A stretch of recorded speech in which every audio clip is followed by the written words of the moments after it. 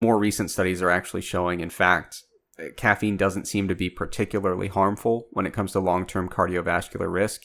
When you look at coffee and caffeinated tea intake as a whole, they actually have some protective effects on a variety of long-term health outcomes when consumed in what most people would consider a moderate intake range. So if you're drinking the caffeine equivalent of 1 to like maybe 5, possibly 6 cups of coffee a day, you actually see a lot of risk reductions when it comes to a lot of long-term health outcomes and mortality there.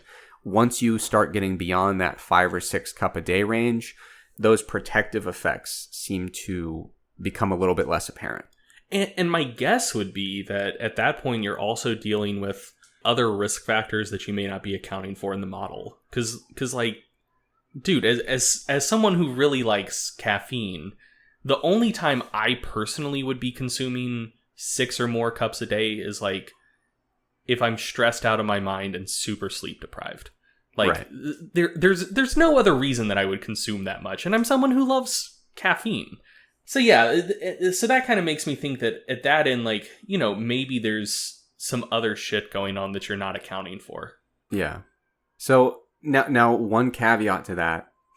There's a paper that said if you are a fast caffeine metabolizer, you're probably fine when it comes to coffee and caffeine intake with cardiovascular risk.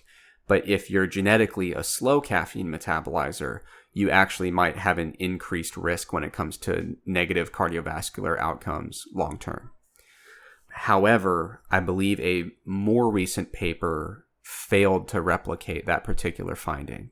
I think there was a paper within the last year that retested that finding and said, from our results, that doesn't really seem to be the case.